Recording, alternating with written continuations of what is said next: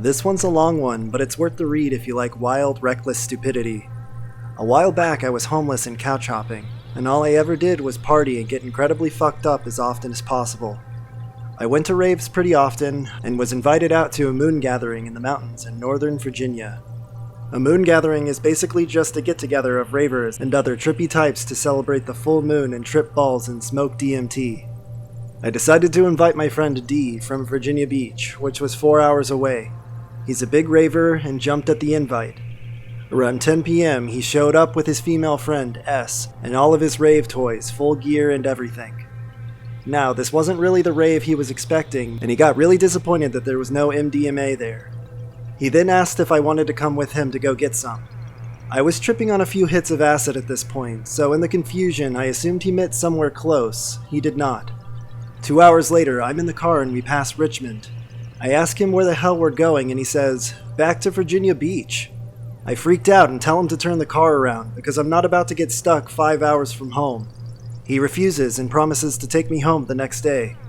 Tripping and drunk, I agree, and we went to S's place to drink boxed wine and watch movies until morning. Well, morning comes and D is asleep. He refuses to wake up until about 4 p.m., at which point we finally go and get 3.5 grams of MDMA. After capping into 0.1 doses, we decided a good course of action would be to sell it back in my hometown in Maryland, because there we could get a higher price for it, and will cover gas money for the trip. After capping it up, we each take like 0.15 and get in the car so D can drive us back to Maryland to sell it. About a half hour into the drive, we both start rolling tits. D decides he's a gangster, so he pulls out his gun from under the seat and puts it on his dashboard. Then he decides his pockets are too full, so he pulls out all of the molly and all of his cash and lays it out on the dashboard next to the gun.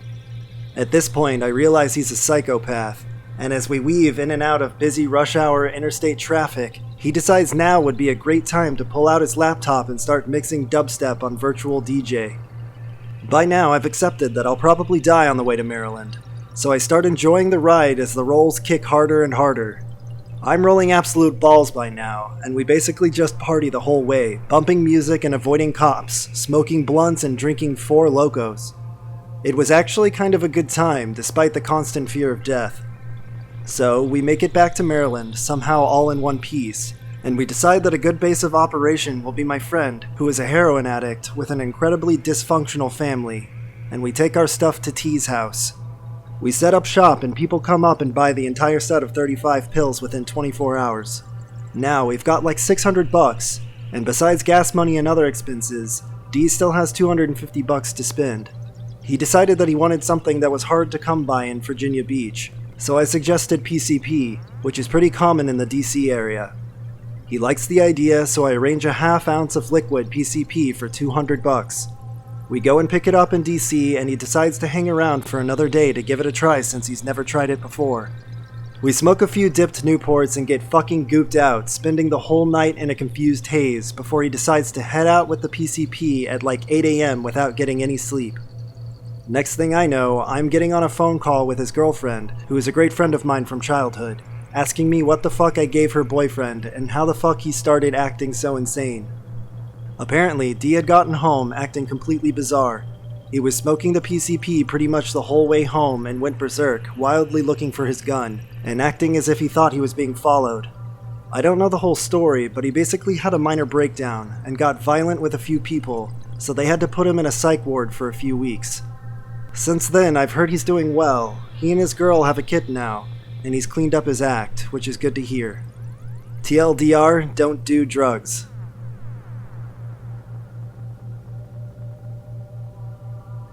I was on a camping trip with some of my stoner buddies in the middle of the woods. It was at least 15 miles from the nearest road and probably another 3 or 4 miles to the nearest occupied campsite besides ours.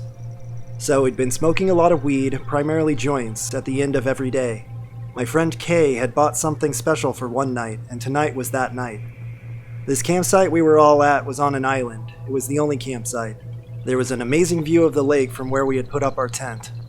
What Kay had for us was shrooms, so 5 guys, including myself, probably took 3.5 grams of shrooms just over an hour before sunset. For 3 of us, it was our first time. An interesting thing to note would be the night prior at this campsite, we had been rudely awakened by an insane storm that nearly destroyed our tent and knocked over several trees at our campsite, disturbingly close to our tent. So we were a little startled by that, and this trip was no longer just fun and games. Things went seemingly well for the first hour or two after taking the shrooms. We watched the sunset and eventually decided to smoke some joints after. The 5 of us burned through 3 joints, all filled with some keef. I get pretty fucking out of it at this point. I start getting mildly anxious and we all head back to the campfire. Somewhere along the way, I have what must have been an hallucination happening to me. The memory is very vivid. I see a man in the woods, walking towards me and then away from our campsite. So naturally I get up, shout and point towards where I saw the man. In hindsight, this was a poor decision as it freaked the fuck out of everyone there, but I genuinely saw a man. Next thing you know, us 5 are sitting back to back, wielding our various knives and shining our flashlights into the woods. I would say we stayed out there until the middle of the night, and most of us had come down by then. They talked some sense into us and we went to bed. No one died or saw any guy in the woods ever again.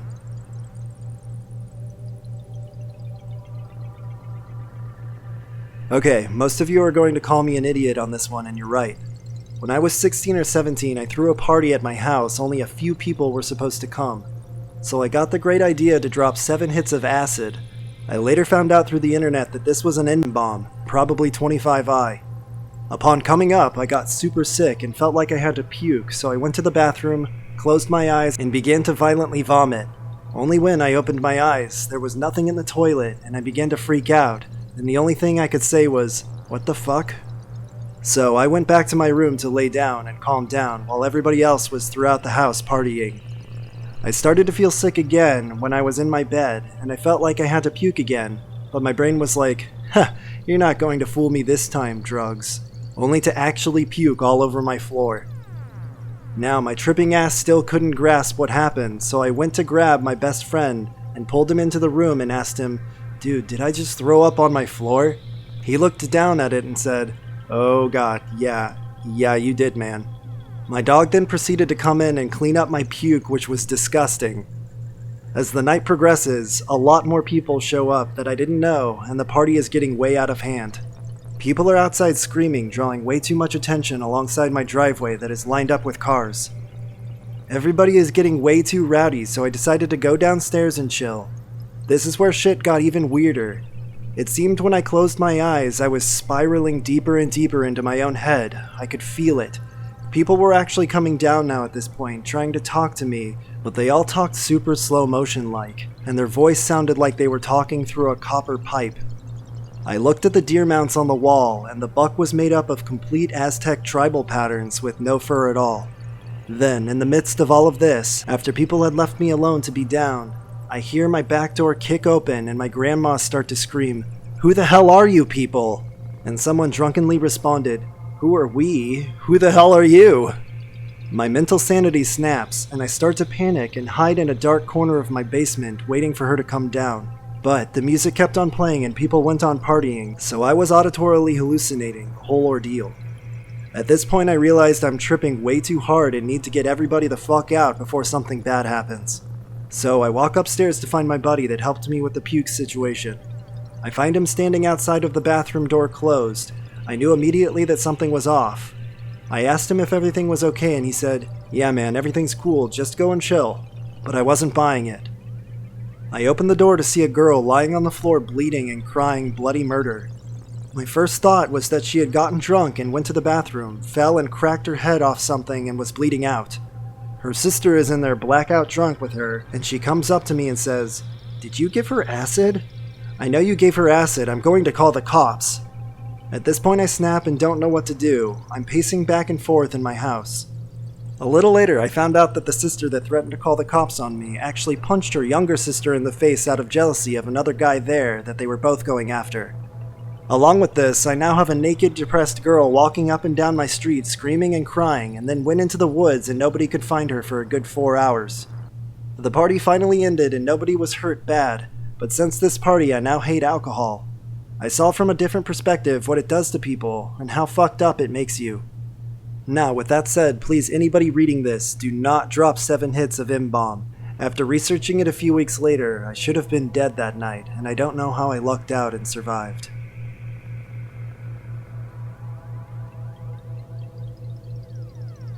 This may or may not get buried.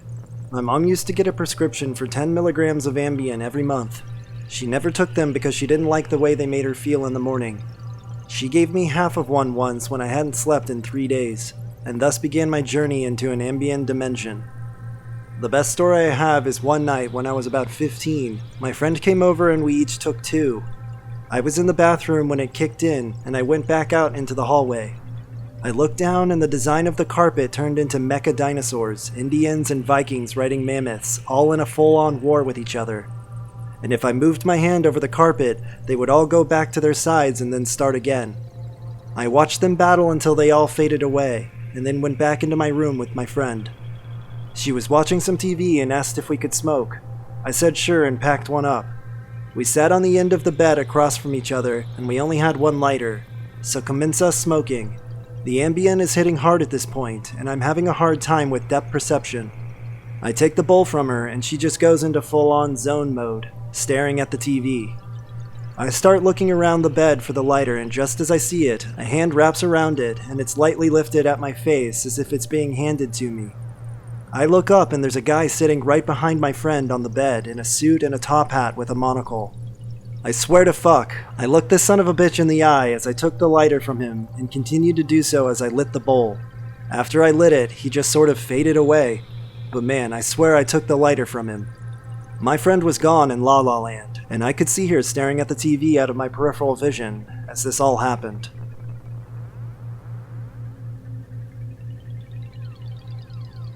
My first time tripping on 2CB, me and 2 friends found a nice little outside cafe in a park where colored lights were strung up all over the tables. It had closed and there was no sign of people, so we decided to sit down and enjoy the pretty lights as we started tripping. Suddenly, we hear some commotion coming from behind the cafe, and a man bursts out laughing. Seconds later, he comes around the corner, seemingly in tears from laughing. He parted with whoever he was with and caught sight of us. He points to my friend and calls out the completely wrong name. My friend, who was 17 at the time, corrects the obviously drunk man that looks to be in his 30s. It turns out that they had met several times before. I was later informed that the man is known as the local friendly alcoholic who may or may not be homeless. The man is still out of breath from laughing and tells us, "The funniest thing just happened." But before he told us what was funny, he got a bit sidetracked. He introduced himself to me and my other friend who was completely uninterested in the situation. After introductions, he completely derailed the conversation, and I started tripping harder by now. I was intrigued by what this somewhat crazy, friendly, talkative alcoholic would have to say. A lot of what he said just seemed like filler now, but when finding out we were tripping, he gave us thoughts on what psychedelic combos are the best. We talked weed and wine, he talked about his love for CBD oils and how they work. Despite us saying we know how they work, he kept explaining. Then we got to talking about alcohol. And when I mentioned the dangers of alcohol, I got an hour-long history lesson on how they distilled wine in 1850 France, and how they do it differently nowadays. How wine was good for you, and how fat made you not drunk, or something like that. He rambled on like this for hours, often repeating things that he had already said, due to my friend arguing for no reason. But since we were on 2CB, we thought this would all loop back, and he would finally explain the incredibly funny thing that had occurred. The man said goodbye, called us all the wrong names, and left abruptly after checking the time. I turned towards my friend and realized the 2CB was wearing off. Upon checking the time, we calculate he talked for about 4.5 hours. We spent our entire trip talking to the local drunk. 4.5 hours of non-stop talking for what? Some arguments that got nowhere, information we already knew, and a whole trip gone. We thought the drunk rambling would lead somewhere, loop back and answer our burning questions. What was so funny? At the time, we were sort of mad that the trip was wasted, but now we look back and laugh at how we just sat there listening to him talk for so long, while tripping hard just waiting to hear what was so funny, and then we ended up getting lost in endless chatter and not noticing the hours just ticking by.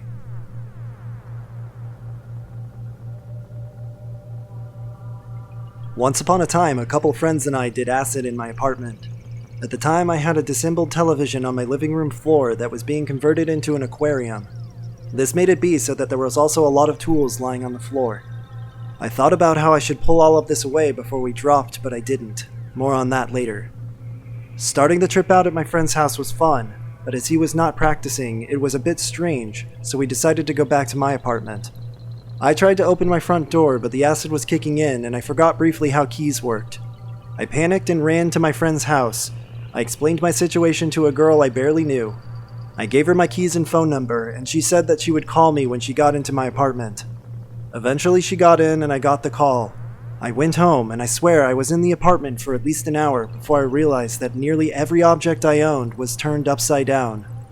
Things settled down and the trip was going well. A friend of mine is sitting in the middle of my living room floor, cross-legged. He hasn't spoken for a while, but I was tripping out and didn't realize. What happened next seemed to come at me in slow motion. I see him one moment sitting in silence with his eyes closed, and the next moment he has a hammer in his hand and is screaming. He's now swinging the hammer overhead, not only at my dismantled television, but also my working television. Boom! Both televisions smashed, and my buddy and I are screaming in terror. Now, if you've ever had the pleasure of smashing a CRT, you know that a plume of phosphorus flakes fill the air. There were now 2 large televisions worth of phosphorus flakes in the air, and we're all freaking out at my friend. After what seemed like forever, we calmed him down and decided it was best to return to my friend's house and deal with the mess later. We convinced Crazy Friend to put his shoes on and prepare to leave. He doesn't quite realize what he has done yet. We open the door to leave, and he fucking ninja dives headfirst down the staircase. Boom, he's gone. I'm now running around the neighborhood, tripping my balls off and looking for my friend who's even worse off than me. We call other friends who are also looking for him. We split up, and about 30 minutes later, I alone find him. It's night at this point, and I see my friend as a shadowy figure in the distance on the other side of the street. He's wearing no shirt, his pants are ripped to shreds, and he has several dozen deep cuts across his body and is bleeding profusely. I approach him, but he's so far gone that he doesn't recognize me. Not wanting to startle him, I approach slowly. I try to reassure him and direct him to our friend's house. It's me, man. Let's go relax, okay? He only grunts. He's that far gone. I get him to our friend's house and we give him some crayons to color and he rides out the trip. Now the kicker. It turns out when he dove from my apartment, he ran into one of my neighbor's yards and dove through a bunch of rose bushes, tearing his clothes and cutting him up. He then went into someone's back door thinking he was home. The homeowner found a crazy bleeding man in his kitchen but remained calm. My friend then takes off all of his clothes in this stranger's house as an offering because he thinks he's been judged by Satan. He hands the stranger his shirt and wallet and pants. The stranger gives my friend his pants back and gets him to leave, and that's when I found him. The next morning, my friend realizes what he's done and goes to apologize to the stranger. They're now Facebook friends.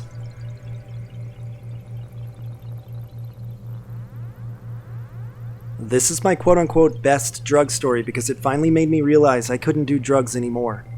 It was March of 2011 in Queens, New York. After being clean for about a year, I found myself strung out on heroin again, but managing to hold a job. It was payday and I got a $1,400 check, which I took directly to the bank and cashed. I decided to skip out on work early because I was starting to get dope sick. I went to a quote friend's house that I met at rehab who lived about 2 blocks away from my job. I call a cab and it brings my friend and I to the dealer's apartment in Bushwick, Brooklyn. The dealer knows we want 4 bundles of heroin and 10 dimes of crack. We went to the place and I hand quote Chino $430 and he gives me a plastic bag containing the drugs, which I tuck into my boxers. We get back to my friend's house and I prepare my shot.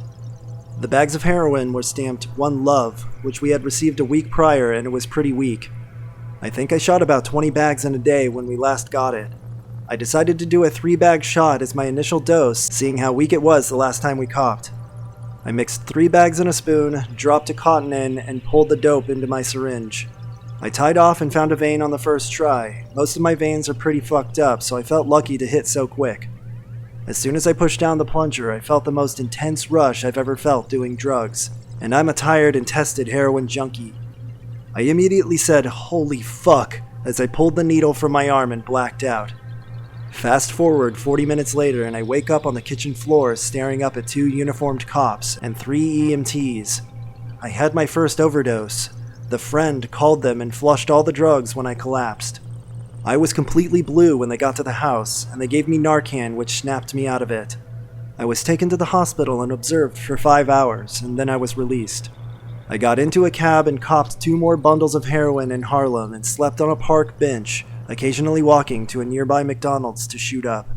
I made it to work on time at 8 a.m. that morning.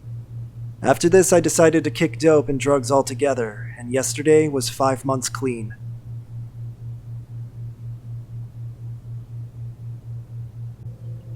A few years back, I had a friend who lived right alongside an Air Force base.